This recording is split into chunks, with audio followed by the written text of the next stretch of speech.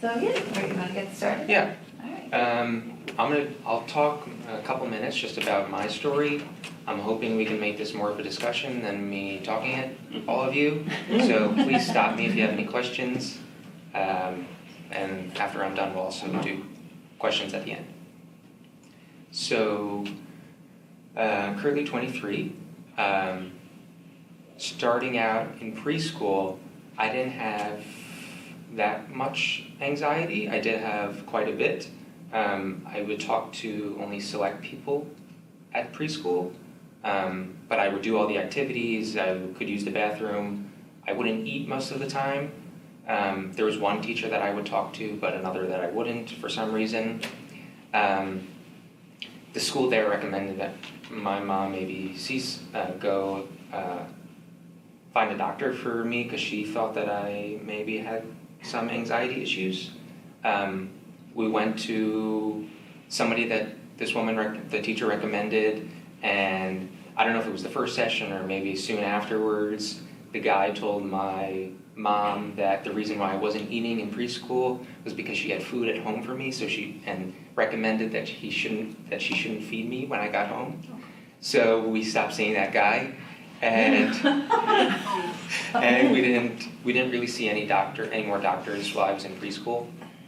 But once I started kindergarten, there was much more anxiety because it was such a bigger place. My preschool was maybe, 10, 15 kids. I went to a regular elementary school, maybe it was a couple hundred. My first day, I went inside. I wouldn't even go into the classroom for a bit, but once I did, I stood right next to the door underneath the light switch, just like here, and I didn't move for the entire day. I wouldn't eat, wouldn't participate, wouldn't use the bathroom, wouldn't talk to anybody, wouldn't raise my hand, wouldn't write my name, or do anything really. School didn't really know how to help me. They didn't know what was happening. After a little while, because they assumed that maybe I'd just get over it. Kindergarten is pretty tough for a lot of kids when they start out. But then it just stayed like that. Nothing was happening. There was no progress. So they recommended we go see some more doctors. Someone diagnosed me with autism. Somebody diagnosed me with oppositional defiant disorder. A lot of people, my teachers too, thought I was doing it on purpose. This was somehow willful. But my mom didn't really believe what they were saying because the kid that they saw was completely different from the person I was at home. My parents even described me sometimes as more talkative than my brother, who doesn't have social anxiety. But once I was in school, in crowded places, complete silence, almost frozen in some cases, like at school. And that lasted up until March of kindergarten. So for about 7 months, I stood underneath the light switch. That we went to go get another opinion at NYU Child Study Center.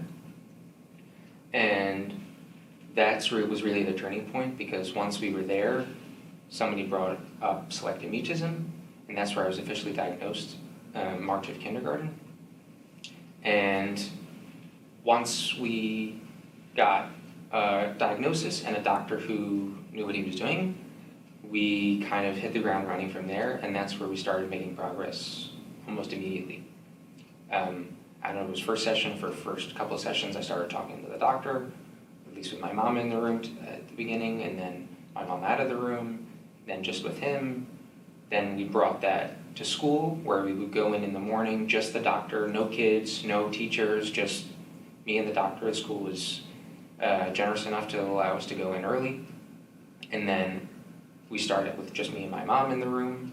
And I remember distinctly, and this is a passage in the book, is that just even walking past the front door was so difficult, let alone separate from talking to anybody. Just walking towards the carpet in the middle of the classroom was extremely difficult. And that was we started out with very small steps. Started out talking with my mom in the room, then the doctor, then we brought in one teacher, then we brought in one kid, then we brought in 2 kids, and just kept gradually bringing the challenges up. I should step back and say that therapy that they were doing was exposure therapy, if you're all aware of those kind of things. Really exposing your anxiety to things that make it anxious and overcoming that challenge shows your anxiety that, yes, I can do this, and then you progressively make it more difficult, more difficult, more difficult, more difficult. And sometimes the littlest things can make a big difference for somebody with SM. So even if it's just one other person in the room, or maybe there's somebody else in the corner, that could be too much. But if you bring that person out, something's almost like a switch is flipped, they're able to talk. And the goal is to have the next step be difficult, but not so difficult that it makes them freeze up, basically. So almost by the end of kindergarten, I was talking in my kindergarten class to some people. I wouldn't really raise my hand or do things like that, but I wasn't standing on the light switch anymore. And that was so much because we found this doctor who knew what he was doing. That doctor is Dr. Kurtz, who now has his own practice in the city. But even though my selective mutism in that case was somewhat handled, my social anxiety was still pretty powerful. In first and second grade, still I had a lot of difficulties with friends, difficulties participating, doing presentations. I don't think I even really did my first presentation until 5th or 6th grade in front of people, and I didn't even talk. I was just, our compromise when I just had to stand there. But I was able to do it, and I don't think all the tiny details of the story are that important, other than it was really all about very, very small steps and just making sure that each one we took on, and with the expectation of this next step is going to happen. So when we made the compromise of you don't have to talk for your first presentation, I knew for the next one I was going to have to say something. And the way they helped kind of entice me with these exposures was I got rewards for doing exposures.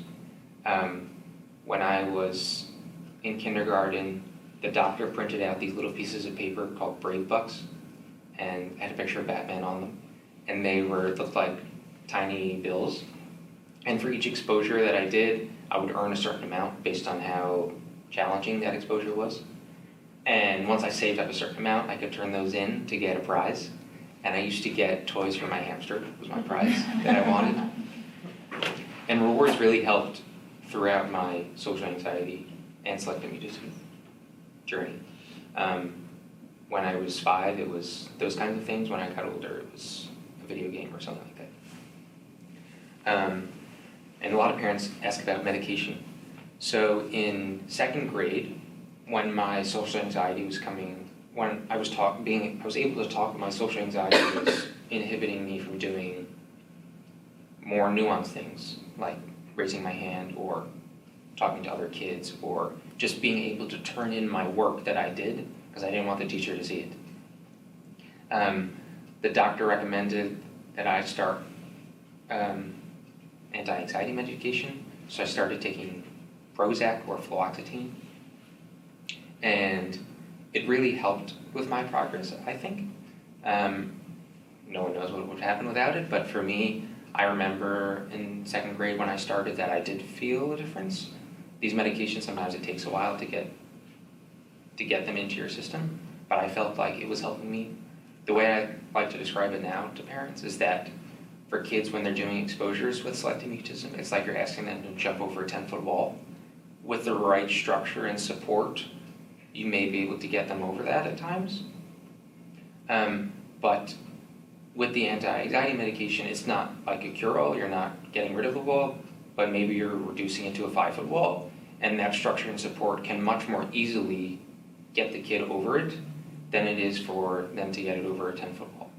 And that's how I feel like the medication helped decrease my anxiety to allow me to do some of these exposures that maybe I wouldn't have been at the place to do it without it.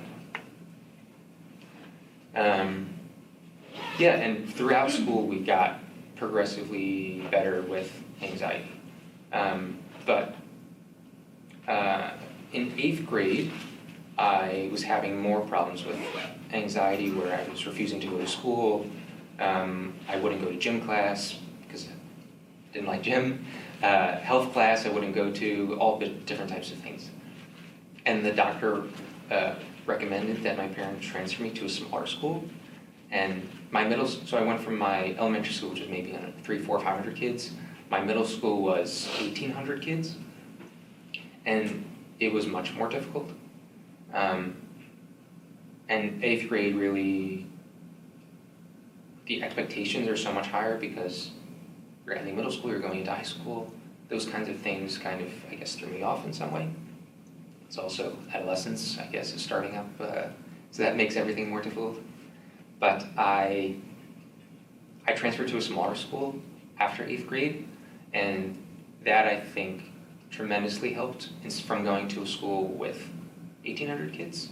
I went to a school that was 120 kids, pre-K through 12th grade. My 8th grade class was only 8 kids, and it allowed me, I think, to experiment more with talking to people that I think wouldn't have been able to with in my previous school. And that was almost as much of a turning point in my journey, I think, than finding that original doctor in kindergarten who helped us, because it was so much easier to participate in class, so much easier to talk to people. Lunchtime, there's only 100 kids there instead of 500 kids. When you're going to an after-school activity, you know all the people who are there. And it allowed me to be, or at least attempt to be, more social with people after school, things like that. Where in my previous school, I didn't really have many friends. I refused to do after-school activities, all different types of stuff. And I guess here we are. I did go to college, which you asked me when I was in elementary school, or asked my mom when I was in elementary school, she probably would have thought that would never happen, but it happened. In high school, I actually joined the debate team. I was actually captain of my debate team my senior year of high school. It's hard to believe.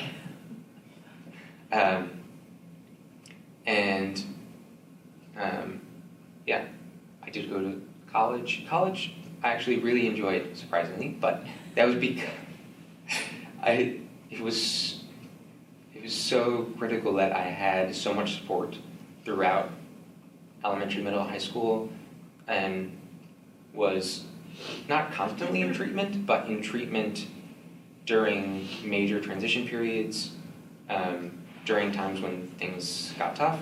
I knew I had to go back to the doctor. We called them booster shots. And it was so critical that I had all of this progress before that when I went to college, I knew what I was getting myself into. And a lot of things with selective mutism, it's all about practicing. Before I knew I was going to college, I did these like pre-college programs during the summers when I was in high school. So one summer I went to Brown and I did a 2-week program there. That one didn't end up going so well because it was my first time kind of like away from home for an extended period of time. I kind of freaked out about the whole living arrangements. I even got a doctor's note so I would have my own room, my own bathroom, which was very helpful, but I wasn't at the mental state to be able to handle it. So I did cry to have my parents pick me up, which happened, but instead of leaving entirely, we compromised that I wouldn't have to sleep there, but I still took the classes there. And I still had to do some sort of extra activities, so I did that. And the following year, I did go to another one, and I did stay there. And I did take in all the experiences that everybody else did. Yeah. Any questions? I have a question. You talked about, was high school in that same 100-student school, or did you go to a separate? So from 8th grade to high school graduation, I went to this private school that was significantly smaller than anything in the area. And how about picking a college? So when I did go into picking, when I was coming to that process, I knew I kind of wanted to go to a smaller college. I knew I wanted to focus on business. So in my searching, I did look for somewhat smaller schools. My college had 2,000 kids, just not tiny, but for colleges that some have 60,000, it's pretty tiny. And I actually really liked having a smaller college that I went to. That was one of my parents' concerns when I was going to this private school with only 120 kids. Will I ever be able to survive going to college when there's thousands and thousands? And it was a concern going into, and it was a risk that we kind of took up. But I think after the fact, I can say that having this smaller environment where I was able to partake in more things allowed me to practice in that small environment. And then when I went to college, it was more easy for me to do those things. Yeah, and they were similar, but just more people. Did you stay close to home for college, or was it further away? I went to school in Boston, Okay, so so it was a 4-hour drive from home. I don't know, maybe I wouldn't have felt as comfortable if I was going across the country, but it was manageable. it was within a couple-hour drive. Yeah, and still in college, I still maintained some of the accommodations that I had in elementary school. So in elementary school, I was able to pick my seat. I was able to meet the teacher before the following year.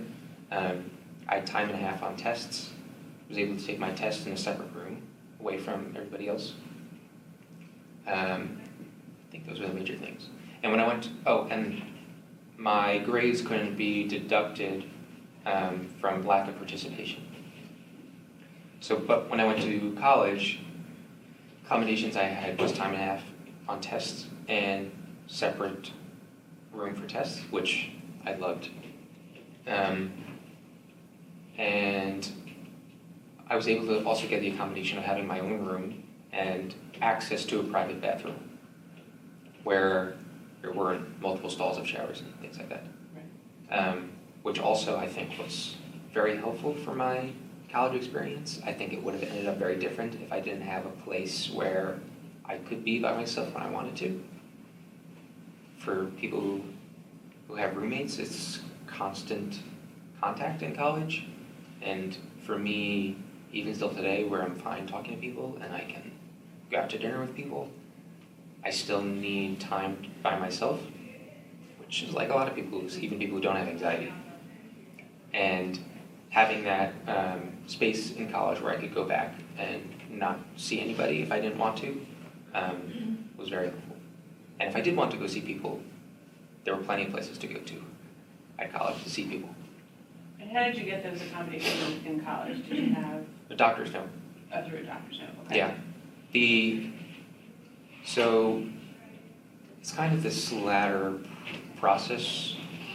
I'm not an expert in any of this, just from my experience, but because I had time and a half in tests in high school. Through a 504 and IEP? It was an IEP in the beginning, and then it was a 504 Okay. when things became more manageable. Because I had time and a half on tests in high school, then the college board saw that I had time and a half on tests, and through doctor's notes and notes from the school, the college board allowed me to get time and a half and separate location on SAT and also the ACT through whatever the other company is. Then, because my college saw that the college board gave me time and a half separate location on tests, then the college agreed to do that for testing at college. The one thing that colleges, at least my college, wouldn't do, which I think most do, is the participation part. That they won't accommodate for that, because at that point, expectation is if you can't talk in front of your class in college, what are you going to do when you get out of college? So that they wouldn't accommodate for, and at that point I was okay with that. But for some other kids who aren't at that stage yet, that's something to consider, I think, when they're at that stage. If they are diagnosed and start treatment later on. My one recommendation from my experience is that early treatment and continuous treatment is the best way to go. Dr. Kurtz likes to talk about if people who have, if you have a headache at some point, you're gonna go take a pill for it, take an Advil sometimes. Some people take one, some people take 3. This kind of goes with some people take none with the anti-anxiety medication. If you have, if you break your leg, you're gonna go to the doctor to get it treated. If you have diabetes, nobody's gonna be thinking poorly of you when you go to the doctor to get insulin. My hope is that these mental health conditions become so commonplace that we can see them as just as much of, yeah, he's going to go get treatment for this condition, just like any other physical condition. And because my parents were so persistent with the doctors and with the schools, that I was able to get over my anxiety through the support that they were able to get from me. And one of my favorite things now that I get to do is I go back to some of these doctors' offices to be a counselor or a mentor for these treatment camps. I don't know if you've heard of these, like they do intensive therapy for kids where they do a week long, and it's school day, and people do, you do kind of intensive treatment where the exposures are continuous. And the reason why I believe it's good, and I think other doctors like this, is that when you meeting with a kid once a week for an hour, when you get back the next week, you have to do that same 15-minute warm-up, the same 15 minutes at the end to debrief with the parents. There's not that much time to really work on exposures.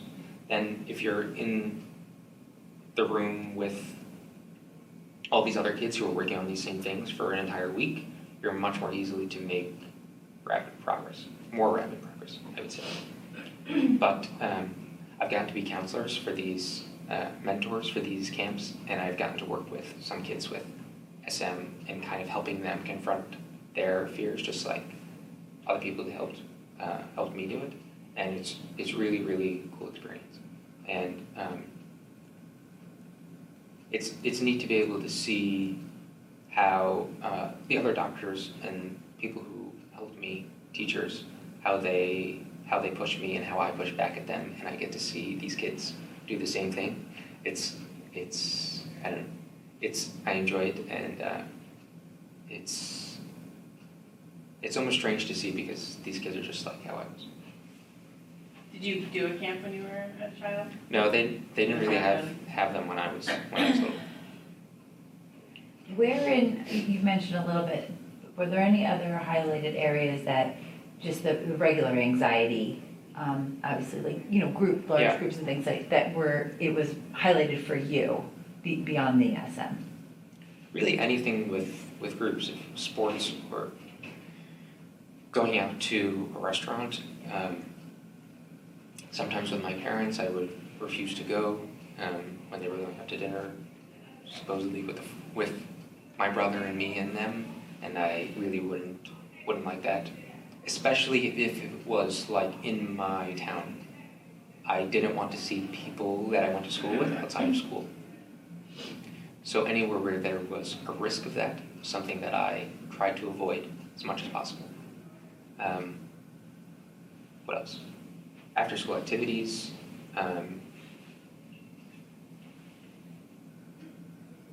Those kinds of things. Really anything with people, I'd say. Do you recall any specific, I know for my daughter, like, her kindergarten teacher was like, and then going into first grade made a big difference for her. Any teachers that maybe did things that you recall as like, oh, that was so helpful for me? Yeah, the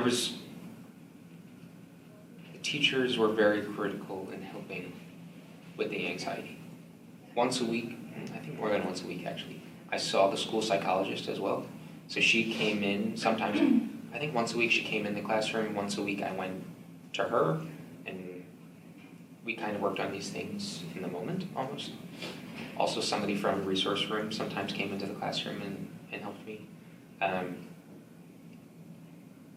And those people were anytime where you can have one-on-one attention or one-on-5 attention with somebody, you're going to get so much more out of it. The kid with anxiety is I think is going to get so much more out of it than they will with somebody who's working with 30 kids, 40 kids. So there were a lot of teachers who tried to help out when they could. I'd say at the beginning in kindergarten, when the teachers didn't know what was happening and what I was doing, most of them just thought I was being defiant and thought I was doing it on purpose. And at that time, they were very mean. But after we got the anxiety diagnosis and after the doctor came to the school to speak with the teachers and do training almost, then they were very nice. And tried to be more accommodating to what I needed at any given moment to help me move forward. Yeah. So the school psychologist and the resource room teachers were extremely helpful in kind of helping me move along where the main teacher in the room couldn't really put the time towards it throughout the day. They were really great in sometimes before school or after school we would work with them. But throughout the day it was mostly those other teachers who helped out. Sorry, when you say resource teacher, what do you mean? Is that like an aide or specials or? It's in my school there was this other classroom where sometimes 5-10 kids would go that needed extra help on certain things. So some kids are working on reading, some are working on writing, some are working on math. I did have some reading writing challenges when I was in elementary school, which I did get help there, but it was also, they knew I was there also working on anxiety and things like that. Just to back up, when you mentioned IEP and 504, I don't know if you're familiar with Oh, yeah, those. my daughter has it Okay. right now, so we're in the process of helping. It's so similar, like she's in kindergarten, so now I'm seeing the anxiety so much more. You know, although she's verbal, it's not the same, you know, like she's verbal, but not, yeah. And so now I'm trying to get her help to address the parts where she can't ask for the bathroom, or she can't say that's my scarf, and you know, things like that. So I do have another question.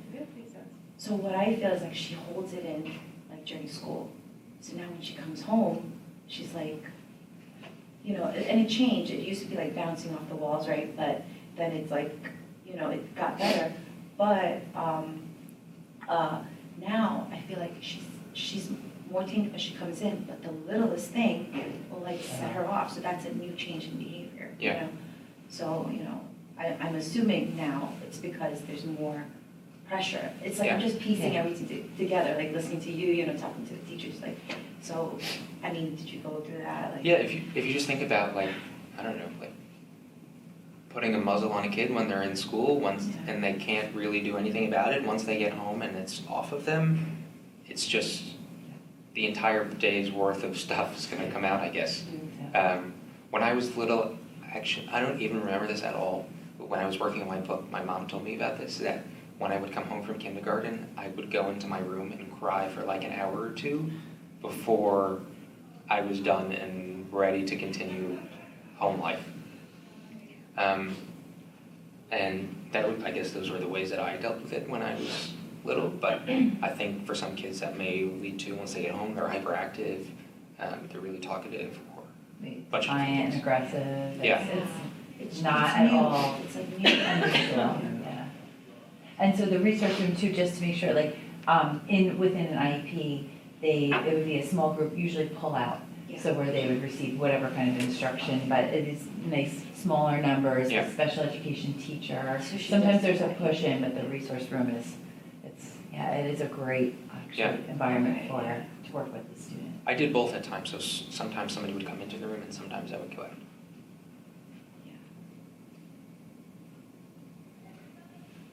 I just want to say thank you. I just learned so much sitting here.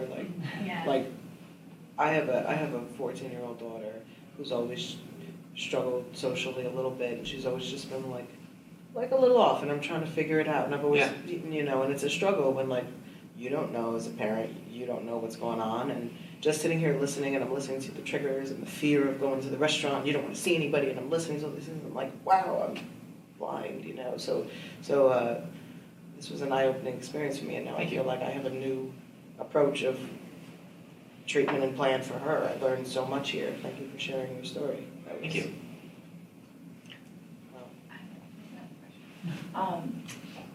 Medicine. So, you know, we're holding off, but what about side effects? And, you know, how long were you on Yeah, I it? can talk more about that. Oh, yeah, so. So again, I'll say I'm not a doctor, I have no professional training in medication, but I can tell you about my experiences with medication. I started out in second grade. I don't really remember having that many side effects. Then I think we spoke to the teacher about sometimes I would get drowsy and I was able to like go to this corner and like sleep for 10 minutes if I needed to. That's really all I remember about the side effects then. I took the medication like during periods of, mostly periods of transition, so from elementary to middle school to high school to college. I didn't stay on it continuously. Usually I would take it for a year or two and then wean off the medication. Always under the supervision of the doctor because you can't just stop taking, you need to kind of wean off the medicine. Side effects I can tell you when I was in college and took it. The only side effects that I had was it kind of made me restless somewhat at times, where I would feel kind of like my leg jumping up and down because, I don't know, I was more of, I guess, like a little hyperactive in some ways.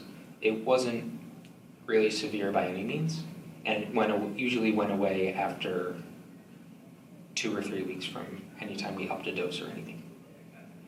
The way I did it in college was I started out at one dose, then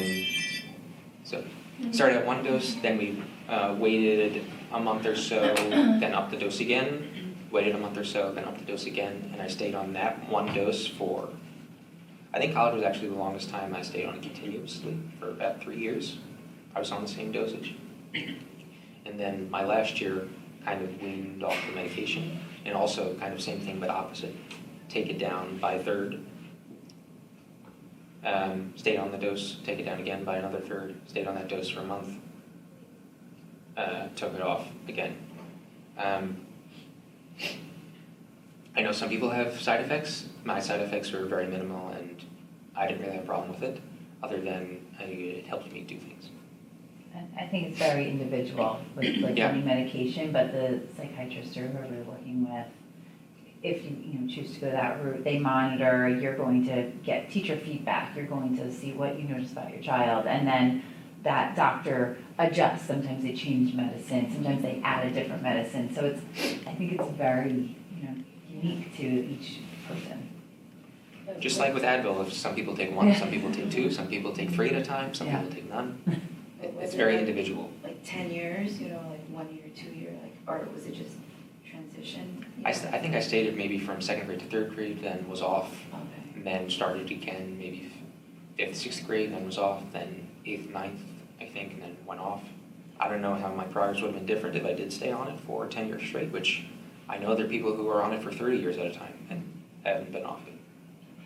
But that was the way that we did it, Sounds like you took it when you needed it. basically.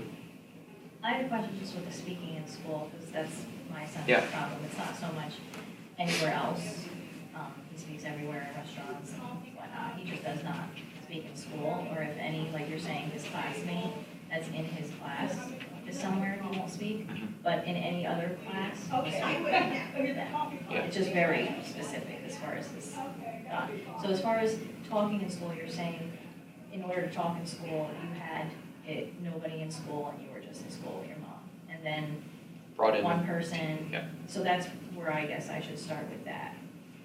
School's very accommodating. Yeah. They're handling him and he's, doing everything, hands and whatnot. Yeah. They're doing a great job with it. But I'm just wondering how to get past that right now he's at noises, like he'll make noises, and then she works with him actually Mm-hmm. in school. So as far as noises go, you know, he's there, but I need to get to Yeah. speaking. So you're saying, suggesting nobody in school?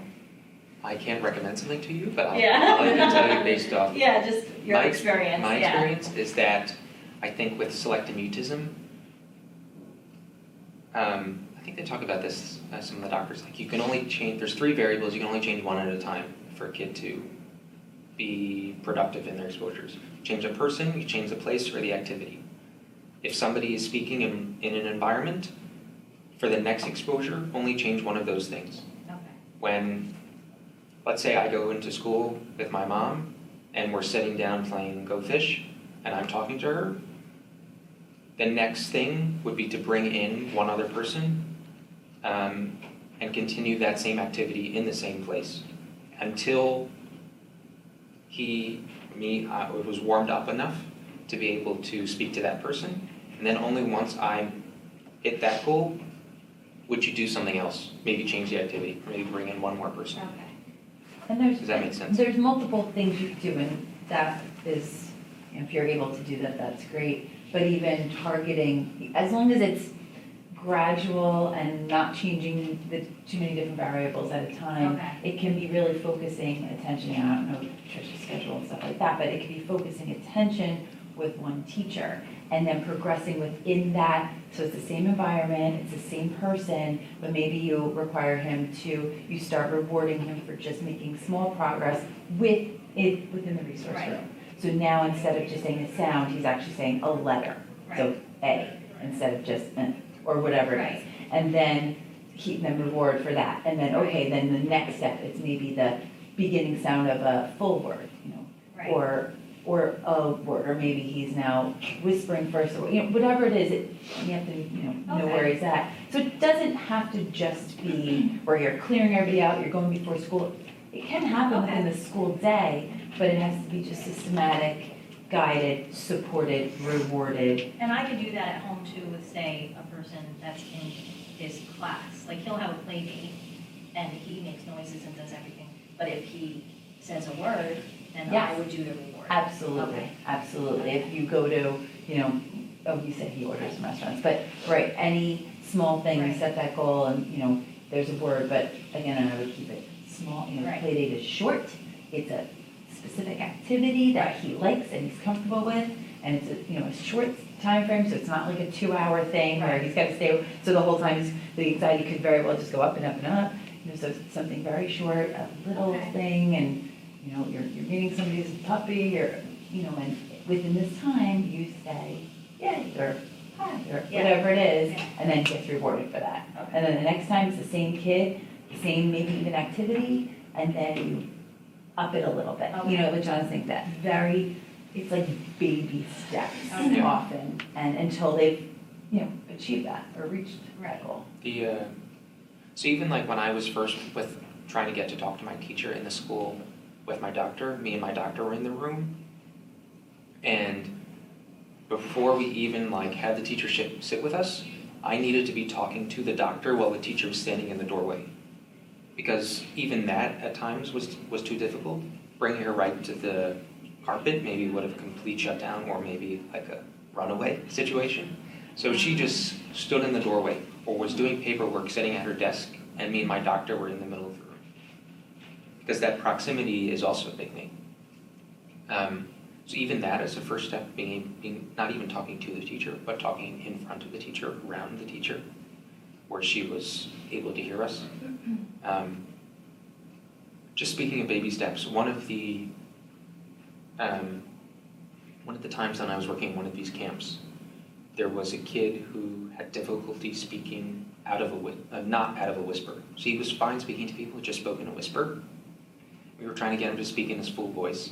So I was with him in this office, trying to get him to speak in his full voice. He hid behind a couch, talking to his mom in his full voice. I had to sit in the doorway, first I stood outside the door. Every time he spoke in his full voice, Mom put a sticker on his sticker chart. Then we opened the door a little bit, he would do it, and then I went in, I sat in a chair facing the door, then he did it. I would move maybe like 10 degrees left, he would stop. I had to move back like halfway, then he would do it. Then I moved back maybe 10 degrees until he did it again, got more stickers. And then literally turning my chair around ever so slowly over the course of an hour or so until he was able to talk to me in his full voice. And then his mom also, same thing, out of the room in the reverse Oh, process. so that was a long time. Yeah. But he did it at the end of Yeah. the hour or two. But the baby steps that we went through to make that happen is unbelievably hard to believe. Yeah. That sometimes those such baby steps are necessary, and also sometimes they're very valuable and Yeah. very workable. I have a question. So I know somebody who's an adult and probably has been struggling with this their whole life, and I don't think it was as common or as popular 20 or 30 years ago as it is right now. So I think the person that I know has probably been struggling with different diagnoses over the years and whatever. So now that the SM is coming out and a lot more popular and talked about and finally like recognizing, well, this is where I am. What suggestions would you advise? I know you're not a doctor, but I hear a lot of parents in the room who are attacking this at kindergarten. What ideas or suggestions would you have for an adult who's been this road a long time, who is just starting to overcome? Yeah. What suggestions, or knowing that you've overcome this now, but you've had this giant support system, your parents sound outstanding, your parents sound like they went the whole mile and did everything to get you exactly what you needed. There are lots of people who don't have resources like that. So now that you're an adult and you've sort of overcome, what advice would you give to a fellow adult? If you could say anything. I think it's very difficult. It is. I think that doctors who are experts in anxiety can be helpful at any stage of somebody's life, even if somebody's 60 years old and working with anxiety. Mm-hmm. Does Dr. Kurtz see adults? I'm not sure. We'll find her. Oh, there you go. I think my philosophy about anxiety is that it's all about confronting it. Still today, I have struggles with it. It shows up in different areas. Still today, if I go to a restaurant that's like nearby my old hometown, I'm afraid that I'm going to see somebody, but it doesn't, I make sure that it doesn't inhibit my day-to-day life. When I go to Dunkin' Donuts in the morning, it would be easier for me to go to the drive-thru and not see somebody face-to-face, and I know that, but I make sure that I go inside. There's lots of little things like that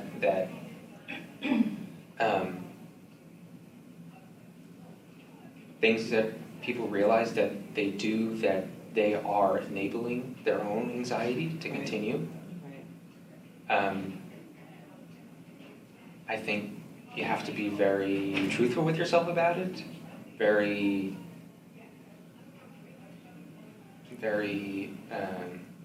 almost, what's the word, like regimented with it, where you make sure to do something every day that makes you anxious. Dr. Kurtz calls it like living the exposure lifestyle. And I spoke at the Selective Mutism conference in October. I was part of this panel, and one of the questions for the panel was, I've heard about this exposure lifestyle, does this last forever? And my answer was, yes. And I think you have to keep that in mind, that why do I feel anxious right now? Oh, it's because I know I have these plans tomorrow and I don't want to go, so maybe I'll cancel.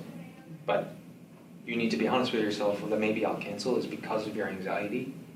And you need to be upfront with yourself about it and say, even if I don't want to go to this thing, I'm going to make sure I do it because I know it'll be helpful for my self-confidence, my own anxiety, making sure that this doesn't happen. There's plenty of things that I sometimes go to, not necessarily because I want to, but because I know that if I avoid them, Challenging yourself. if I avoid them at times, that is just going to help the anxiety. And this even relates to when I was little, when, like during school breaks, during Christmas break, there was a lot of time for me to regress, almost. I stayed at home in the house for a week or two, or a month. That when I went back to school, we kind of we had to restart progress from a couple months ago.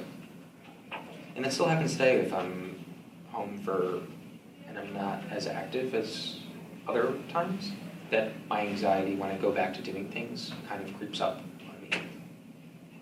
So making sure that you're doing exposures for yourself every day, every other day, on purpose.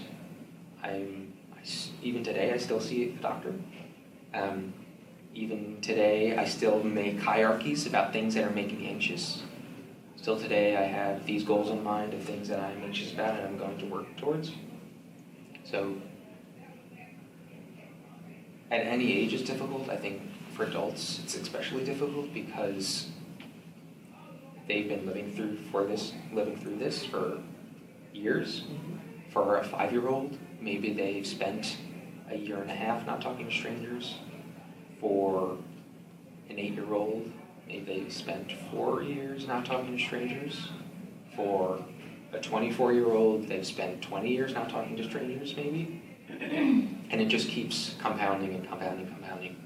If I forced you to practice piano for 8 hours a day for the rest of your life, you'll get pretty good at it. If you force a kid to go to school, which I think you should force a kid to go to school, for 8 hours a day, 6 hours a day, and they don't talk, they're going to get really good at not talking. Which is why when doctors see older kids, it's much more difficult to work with them. Treatment is, if you look at some of these research papers online, treatment at the older kids get, treatment is less effective. Which is why I think it's so important to start early and so important to be extremely aggressive about it. And I think too, it reminds me almost like of okay, I'm going to start an exercise regimen. Yeah, and I'm that's going exactly the to same go to the gym every other day, I'm going to walk every other day. And then, giving yourself credit, but it's like you have to force yourself because some people don't like exercise, just like some people don't want to go into Dunkin' Donuts, put themselves out there, do something brave, and that's going to work through their anxiety. Avoidance is the best reinforcer. Yeah. The more you avoid, it's just, guess what? I didn't feel any anxiety, so we'll just keep avoiding. It's just too effective. So to force yourself and just get there, like you're saying, to set those goals, but I think having someone to help you, having a counselor, therapist, that someone who's really well versed in anxiety and potentially SM or the cognitive behavioral therapy, where they can guide you. Okay, today you're doing this because it's hard enough to keep ourselves accountable, whatever habit we're trying to start or change. But if you have someone you're going to report to the next week and you were supposed to do X, Y, and Z, it's a lot harder to go in and face them and say, I didn't do it. So that's, sometimes you need that extrinsic pressure, motivation, but they can also support you. They can practice. A therapist will practice. They'll say, let's pull up the menu first. Let's take a look at everything that's on it. What are you going to order? What are you going to do? When the person says, maybe someone says, you go first, and, how are you going to respond? If someone, asks you this. Yeah, so to go through and prepare, to help you prepare for the different experiences, to potentially practice, whether it be a kid or an adult, practice different experiences, have something in your back pocket that you can at least say or do, and then support you and encourage you and say, yeah, you did it, all right, now this week, and help you set those goals. Because it may be harder for you when any kind of anxiety, when you look at the whole picture. Oh my gosh, I'm going to have to go to this wedding, I'm going to have to talk to these people, and then what about the cocktail hour, and then okay, but so when you break it down, you look at the whole thing, it's too much. But when you break it down to very small steps, okay, first I'll go in, I'll sit in this one area. And when you have a plan, it makes it so much more manageable, and you'll still feel anxious, but it lessens the anxiety when it's broken down and made smaller into chunks. Yeah, when I was with my doctor when I was younger, we would make scripts. When I was doing this exposure of going over ice cream, you make a script about what am I going to say, what am I going to ask for, what's some question that they might ask, and just practice. Great advice. I have, so, you know how that's great advice for like the adults, so like what about for children? Yeah. For birthday parties or big group dates, like we go to it, in your mind you think, okay, she needs to get used to this, but, I don't want to put that added anxiety, and I don't know how to approach it yet, but we are looking into, child mind or Steve, Dr. Kurt's like January, February. Should I hold off on like birthday parties right now? I mean, I've been taking it, just keep on going, even so it's not adding. Don't avoid the anxiety. Yeah. And I can hear your anxiety coming through about it. I live through So- there, so it's like, yeah. So birthday parties, my daughter had selective mutism from 3 to I don't know.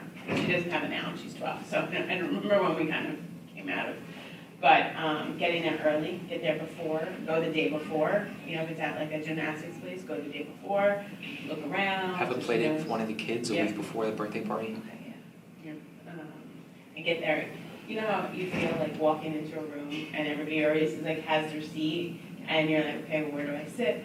If you get there first, you're choosing everything, and it lessens the anxiety. I used to always have to go early with my daughter. I was there half hour, 45 minutes before anybody else got there, and we said, okay, this is where you're going to sit at the pizza table. This is where they're going to do the pep. And we just went through everything before, having the play dates before, or if there's I always talk about how there was these 2 friends of my daughter's that were really helpful, and their parents understood what I was trying to accomplish with my daughter and getting her to talk, and they were invaluable to her success.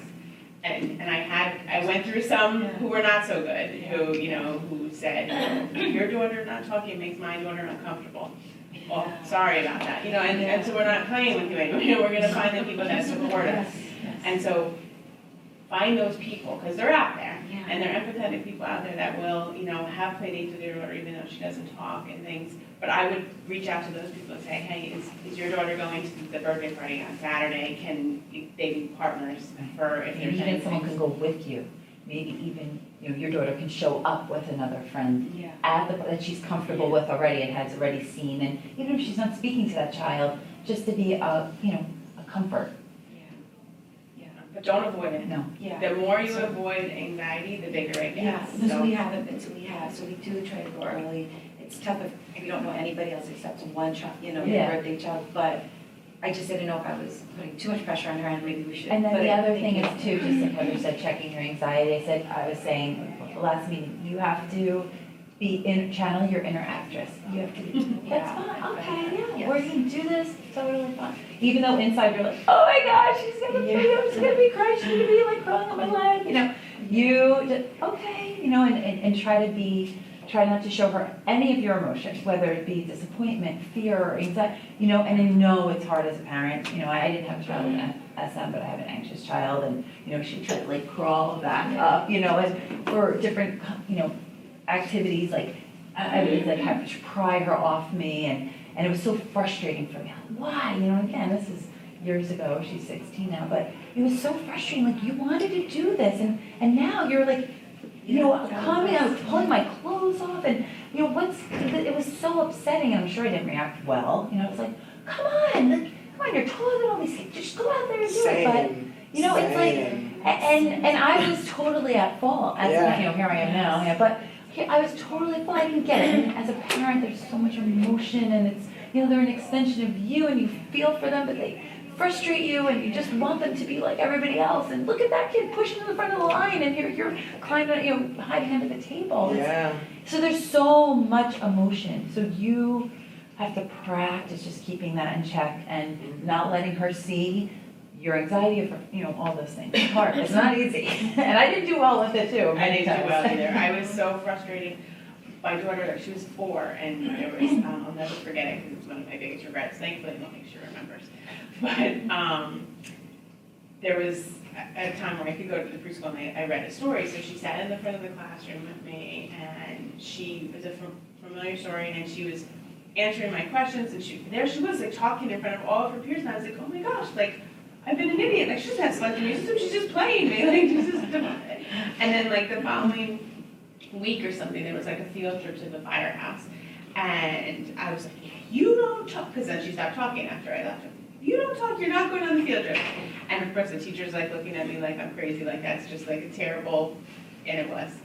Like, thing to withhold from her, and I didn't. So I have the picture of all the kids at the field trip, and my kid's not there, and I still remember, like, and I was so frustrated that I didn't know, and I'm a therapist, like, I should know better, but the emotional piece with your own kid, like, you just get, like, so wrapped up in what you want for them that you can't step back and take those baby steps, that you really have to just build that exposure for them, and that's why having somebody, a doctor or a therapist that can coach you along and tell you, about your interactors and how you have to, like, stop doing things is really, really important.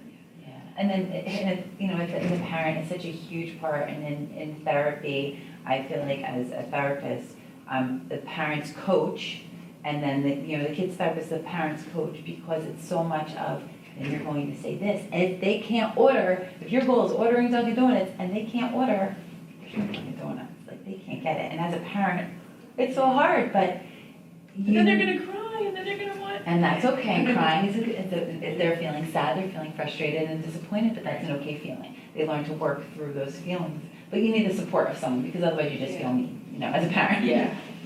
I was just gonna say, my son has anxiety, and he's 12 and in 7th grade now. And I realized that I was talking a lot for him in public because I just needed to get it done or whatever. And then one day this summer, actually, he wanted a bagel on the way to wherever we were going. So I said, okay, but you're gonna go in and order it. And he threw an absolute fit. We pulled into the parking lot, and he was crying and hysterical in the car. He's like, why do you want me to do that? I can't do that. I'm like, yes, you can. So we drove out of the parking lot without the bagel. And then on the way, I said, if I find another bagel store, I'm gonna stop into that parking lot, and you can try again. So we did that, and he freaked out again. And I'm just like, get out of the car and get the bagel, and he did, and he felt so good. Yeah, So, exactly. and I said, see, it wasn't so bad, you did it, that's super. So this week I needed cheese, so I grabbed him just to make him do it. And I said, if they don't have cheddar cheese sliced, get American cheese. I thought for sure he'd come out with American, because I told him, ask for cheddar first. If they don't have that, just say, do you have cheddar? I'm like, he's not gonna do that. He's just gonna say they don't have cheddar and come out with American. And he came out with cheddar. I was like, holy cow, he actually asked the question first and then followed through. So I guess my point is, I could have gone in and got him that bagel that day, but I didn't. You So can rescue. It's that rescue cycle that we've talked about before, and everybody feels better. Everybody's anxiety is better when you rescue, when you speak for them. Right. Oh, they're not answering. They're expecting them to answer.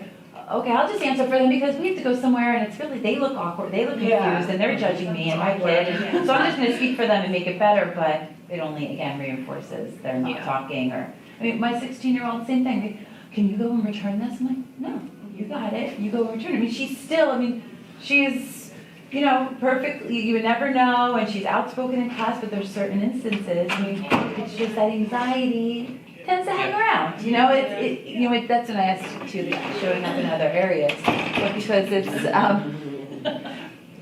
Peekaboo.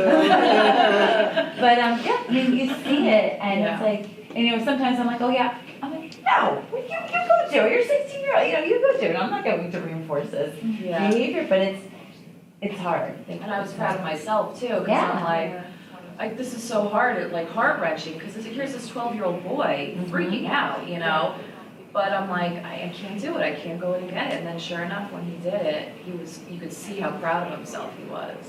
I think I always think of, I'm visual, and I always think of either like tokens or a wall, and with every brave behavior, working with, kids or whatever, but even adults, with everything you do that takes courage, where you need to work through that anxiety and force yourself out of your comfort zone, it's like chipping away the wall or putting a token, because it's, of years of not talking, years of avoiding, there are so many more reinforcers. It's like habit, it's like, I'm used to not doing this. I'm used to just being afraid and avoiding. So it's like, you have to swing the balance from the avoidance and where anxiety wins to where bravery and courage, working through that wins.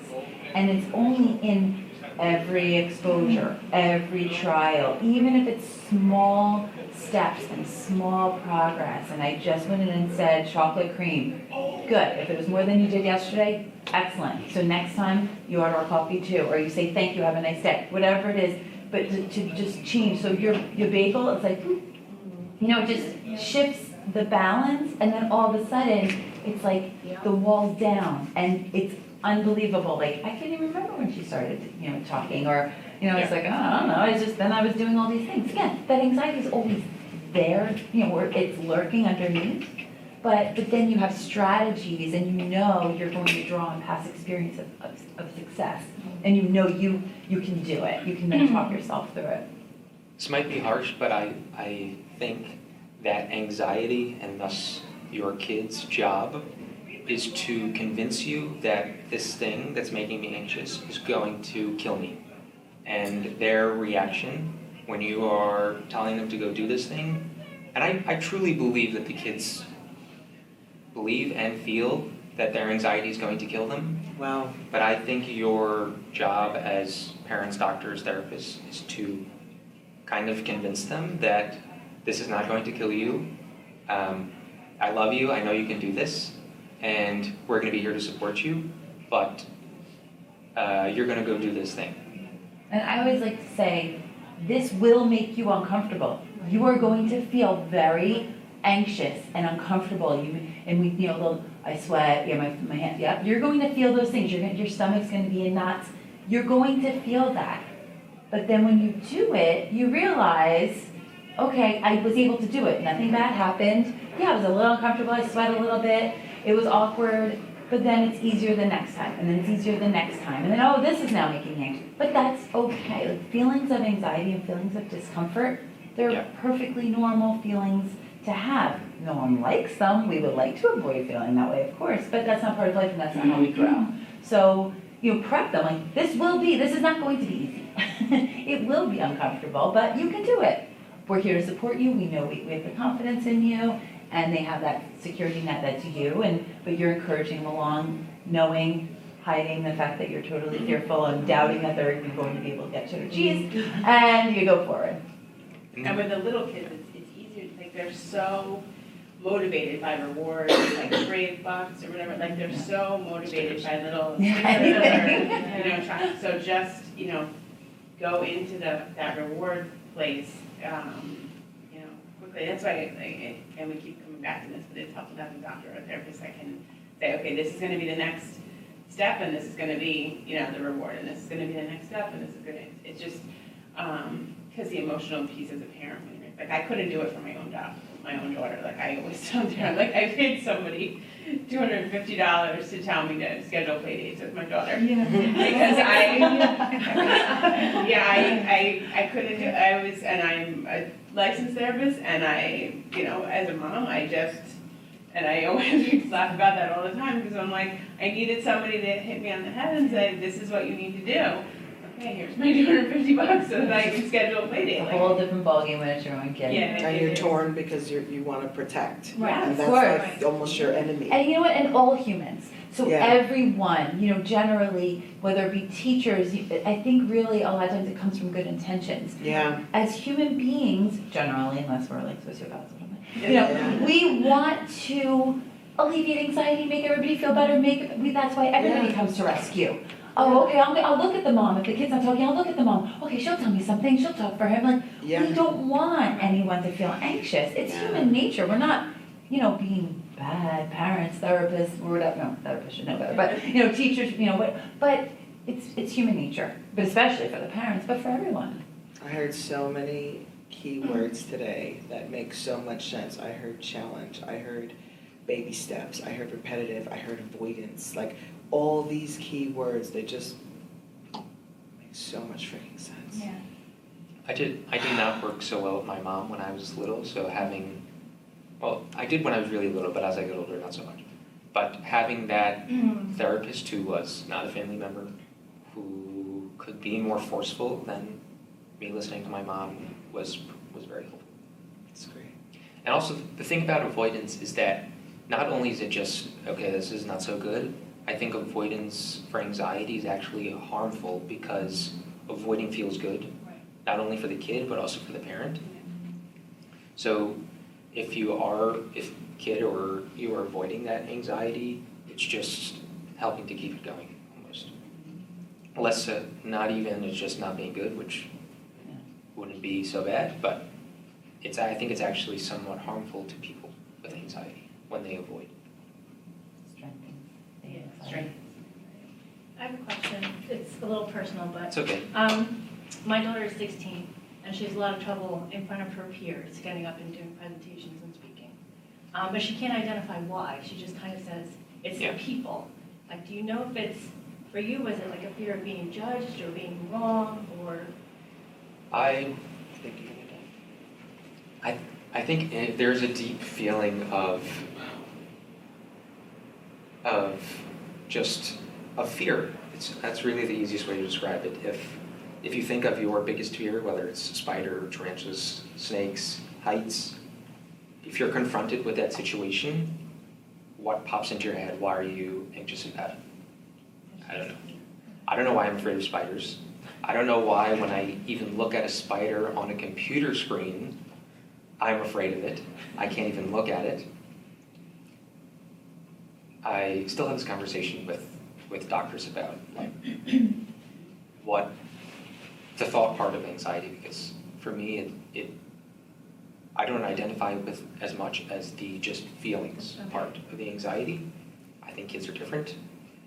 But I don't know why I'm afraid of tarantulas. I don't know why I'm afraid of people.